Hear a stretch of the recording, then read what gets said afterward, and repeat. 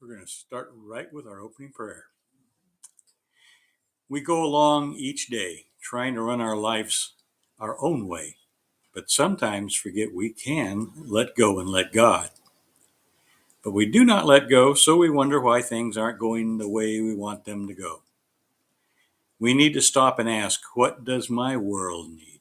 And by that I mean the energy bubble that surrounds each of us individually. That's the world we can affect, and that affects others. When we close one door, we cause another to open, and that's the one you want to walk through. How do we know that that open door is best for us? Maybe it will lead us astray from the greater plan. Well, if we accept each day as the gift that it is and follow the path that appears to choose us, we are listening to our guides. So we're being kind of self-directed onto the correct path. When we are thankful for what we are and what we have and do not worry about our supposed lack, the universe will take care of our needs. Remember, our role as light workers is to care for those around us and focus on those who need help. Do not be judgmental. We are all equal in God's eyes. See the good in all creation. Leave the judging to the universe. Concentrate on living to help one another. Be who and what you want to be, and give your strength, your faith, your hope, and most of all, your guidance to those around you. Let go and give love. That is our purpose. I love you all. Amen. And now I'm going to ask the Reverend Cat Lady to come to the podium. Oh, before we do that, I'm sorry, I shortchanged the people that are on Facebook Live and YouTube. I'm cutting back to you, but welcome to today's celebration early of Halloween.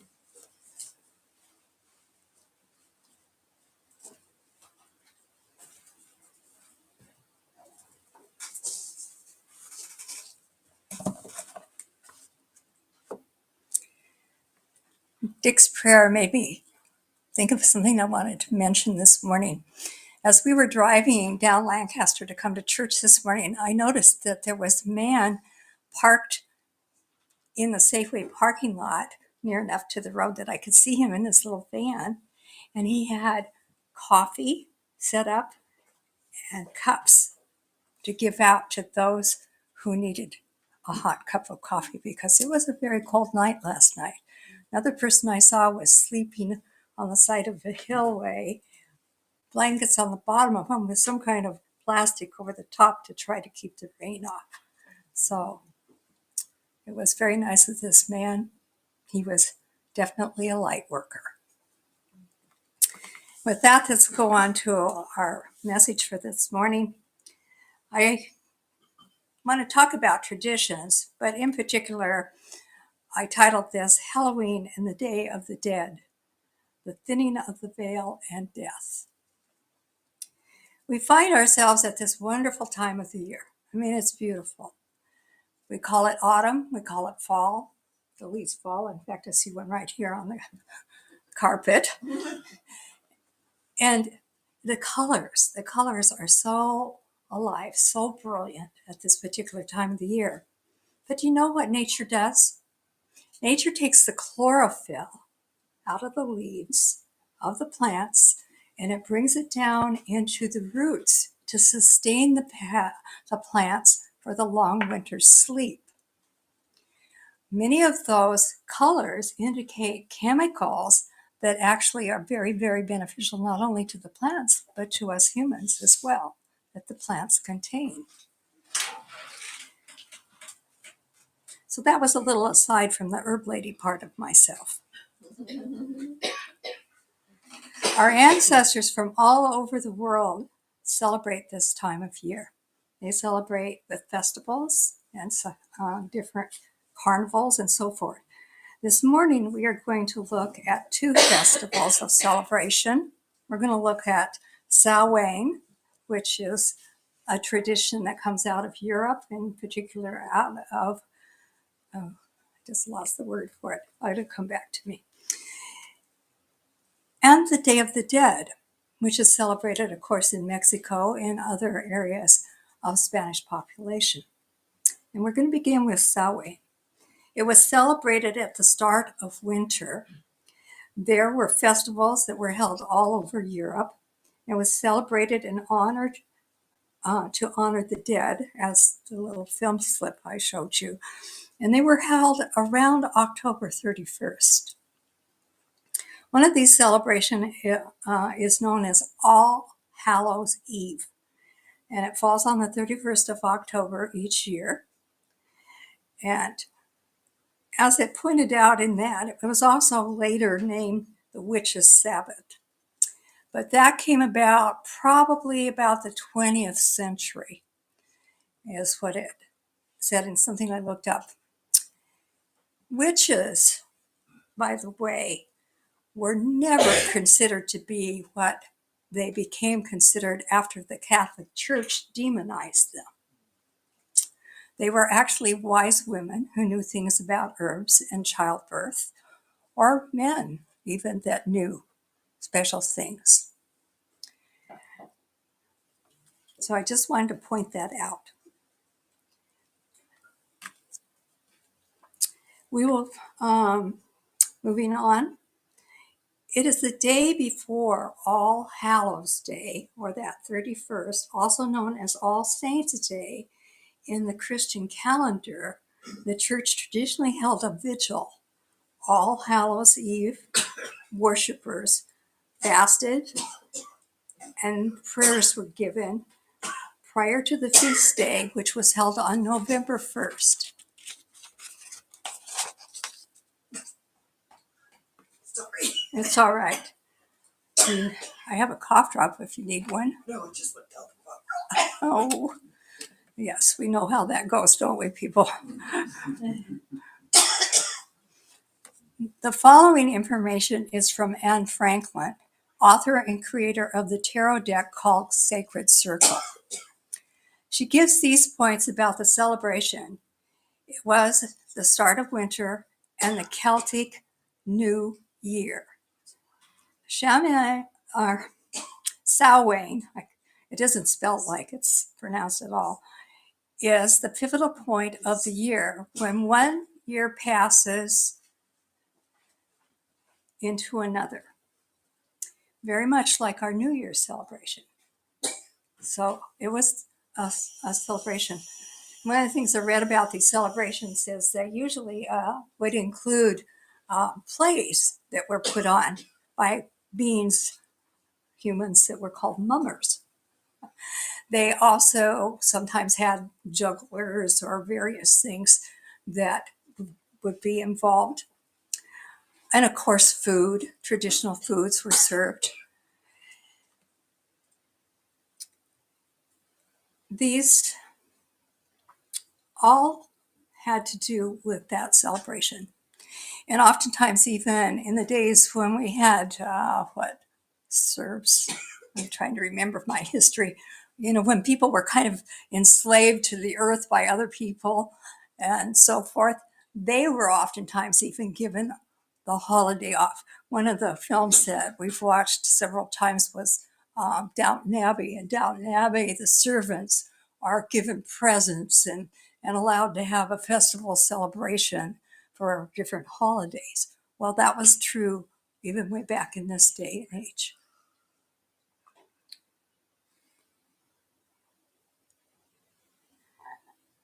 I'm finding my place, so just give me just a moment. It was the time when everything began to fold inward. It's a time when oftentimes we feel we want to go inward, sit by the fire, read a book, that kind of thing, because it gets darker and cooler out, certainly. And we're waiting for those warmth days, then spring sunlight to come. Well, plants and animals also do that. The animals oftentimes go into their burrows and caves to await spring. The flowers and so forth all die down, the bulbs are waiting for that springtime to come. This ancient celebration was practiced by the peoples that the Christian church referred to as pagans. The Christian view of the underworld, which was celebrated, was demonized into what is referred to as hell or Hades. Hades was the Greek god of the dead. The underworld appears in many mythologies, stories, and legends around the world, all over. What is this veil that's talked about? These veils that are being referred to. This is something I've personally wondered about and I found some references to. We think of the veil as something that's been put in place so the soul can no longer remember that it is a spirit that has come into a human body to have a life experience. We forget that. We have this amnesia put on us. We're not given a booklet that tells us how to be a human being. What are we supposed to do here? We have to figure it out because we have free will to do it however we desire. But we gain knowledge. We do it through our physical experience, our emotional experience, our intellectual experience, and our spiritual experiences. That helps us to navigate our life, and especially that connection to spirit, as we've been listening to recently, is very important. The second celebration that we're going to look at is the Hispanics' celebration of the Day of the Dead. You know, we oftentimes these days, because we have such a large population of Hispanics here, see the skulls and the different symbols of their celebration of the dead. In Wikipedia, it says that it's observed in Mexico and other regions with large Hispanic populations. The significance of it is prayer and remembrance of friends and family members who have died. And the celebrations oftentimes include an altar with special flowers, foods, and drinks. And it's related to the All Saints' Day of November 1st. Who started it? The Aztecs, believe it or not. It was celebration combined their ancient Aztec traditions with those of the Spanish conquerors. What do people do on that day? They usually decorate altars with marigold flowers, candles, and have pan de muerto, I'm not sure how to pronounce it, a type of bread, ceramic skulls, and most importantly, pictures of the departed loved ones. Food placed on the altars consisted of the departed's favorite dishes and treats. Drinks are also placed on the altar to quench their thirst after their long journey home. These altars are often placed on the graves where friends and families visit to talk and celebrate with those who passed beyond the veil. They kind of had a picnic at the graveyards. Although this is only a mention of the Spanish tradition, there are many other celebrations conducted around the world to honor the dead. I know in another talk I gave a number of years ago, I mentioned about the Japanese tradition, and they also would have the foods that the person liked and the drinks and so forth, somewhat similar type of thing. And these are held all over. Here in the United States, we celebrate the dead with funerals and memorial services primarily. Sometimes wakes, which I think comes out of the Scottish tradition. But perhaps one of the more elaborate celebrations takes place in New Orleans. I know on, CSI New Orleans or something like that, they've often showed the people in a parade, some of them dressed up, playing really jazzy music with the casket coming to the graveyard. They perhaps understand that death is not something to be feared. It is not something that's horrible. And we don't have to see it that way. We really don't.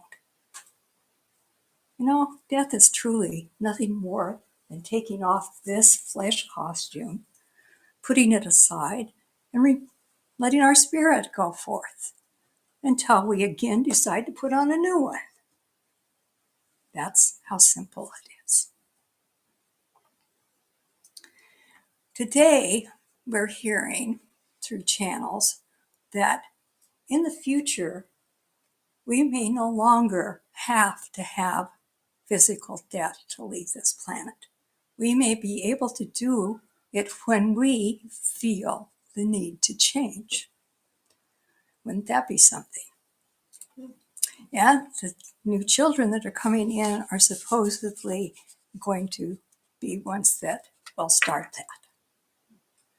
Wouldn't that be something?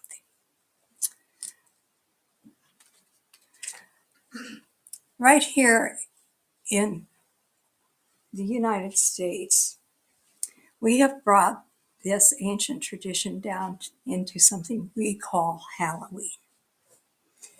Halloween is a time that gives us a chance to change our persona if we want. We saw John bring in his dog with a new persona this morning of a cute little witch. I noticed, however, when he took the hat off, that she was going like this. I don't think she liked it too much, but we all appreciated it. Fahita, yes. And the children are allowed to dress up, and they love it. Oh, how they beg to get that new costume. And if they're anything at all like my little boy was, he wore that costume to church often. But in my day, we didn't go out and buy costumes. I'm not even sure that you could buy a costume back then. They were homemade. I can remember my mother taking an old sheet, cutting holes in it, and my two brothers went as ghosts. I didn't want any part about being a ghost. So I got to be a gypsy. Mom took jar rings that you put on canning jars, put string on them. Those were my earrings. Big, full skirt was cinched up around me with a belt or a string or something. And I think a scarf, and probably a few necklaces. And I was a gypsy. And you went out and people didn't give you these teeny tiny little candy bars. We got nice big ones like this, especially the houses we knew where we could get those we went to, right? Or how about those delicious popcorn balls that Mrs. Smith made up the street? Yeah. Halloween was definitely different. There were those that were pranksters, and did things like tip over somebody's outhouse, I guess is one of the things Jay talked about. Reverend Jay, I'm referring to here. But they were just mischievous little tricks, mostly. Nothing mean. Sometimes these days, there are some rather mean things that can happen. And that's why children oftentimes aren't allowed to go trick-or-treating from house to house like they were years ago. That they have to go to their schools or other safe places. And that's a very sad thing that we have in the world today. So we should all pray that this be a very safe Halloween for our children to go out and be amongst people and have a wonderful time. After all, they got to have lots of candy so they can bounce off the walls and drive their parents crazy, right? How many of you remember what you first were dressed up like at Halloween? Sally. Little Red Riding Hood. Little Red Riding Hood. Barbara. I'm mixing you with Billy. Sorry. My mother made me a Martha Custis. Martha Custis. She was Martha Custis before she married George Washington. Oh. Oh. I think that was the name of one of the characters in something that we watched recently. She was the mother of this girl. Anyway, somebody else? Beatnik. Sally was a beat, or Shelley was a beatnik. Yes. I remember I got dressed up as a bum and he put coffee grounds on Oh, for your beard? my beard, yeah. That would be funny. I don't remember what I was, but she might. My mom. Hey, there's too many of you to remember all of them. Well, I remember this one Halloween. My youngest boy loved to dress up. And I mean, he'd like to wear like this little outfit that his grandmother had given us for like special occasions that had a little bow tie and it looked like a little suit. He'd wear that to kindergarten. But this particular Halloween, he really gave me a challenge. He wanted to be the Loch Ness Monster. Oh my God. That was interesting. Unfortunately, Mom fell a little short of his imagination. I think I took a pajama thing and made it out of black, some kind of black cloth for the body. And then I made him a hood. And I took purple paper and made scales, all down it. But that was the best I could do. Any other comments before we move on? Okay. I'm going to invite Dick back up to give us a special message and a closing prayer. Oh, yes, thank you. Sorry, I got ahead of myself. First, we're going to have our offering service. So if you take your gift to the home center in your hands, and let's give it a blessing. Let's give it a Halloween blessing. We just know that this wonderful energy, this delicious energy, is going to come first into the home center and serve the home center's highest and best good so that we can continue to have this beautiful place to meet. And then it's going to go out. It's going to go out into the general population here in Salem for other people's needs, wants, and desires, including the candy for the kids. And so we give it a special blessing and we release it and we let it go to serve the highest and best good of all concerned, knowing that it will come back unto us, for as we give, so shall we receive. And so it is. Amen. Amen. Okay, now we'll have the prayer.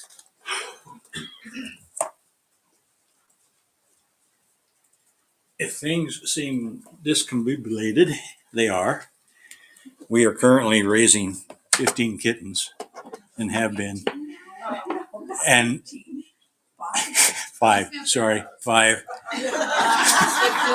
It seems like 15 because they're bouncing off the walls all the time.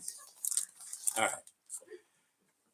For my closing statement, I've picked one from Remembering Who You Truly Are, God's Day 165, called Loosen Up. So, loosen up and let God. If you have been praying hard for a physical healing, a business deal, a relationship, or any other special desire, it's best to simply surrender your anxiety to your higher power. Sometimes we hang on to a desired result so tightly that we choke it to death. Our anxiety acts like a tourniquet that restricts the flow of God's good. We need to loosen up and let God take care of the outcome. Maybe your prayer should be, Loving Spirit, here is my desire. I surrender it totally to you. Let it be done according to your will, not mine, for the highest good of all concerned. Thank you. Relax and let the peace of God fill your heart and mind now. Your good will come to you in the right way and at the right time. Now our closing prayer, and this is a special. What I wrote, I threw out when I found this. It's called Lighten Your Load. And for those of you moved or moving, you'll understand. The prayer. The first thing we have to do is to notice that we've loaded down the camel with so much baggage we'll never get through the desert alive. Something has to go. Then we can begin to dump the thousands of things we brought along until even the camel has to go. And we're walking barefoot on the desert sand. There's no telling what will happen then, but I've heard that someone walking in this way has seen and had a conversation with a burning bush. Credit to Francis Dorff. In love and light, thank God for humor and burning bushes. Amen. To those of you on Facebook Live and YouTube, thank you for being with us today. This is the Home Spiritual Center. We're out.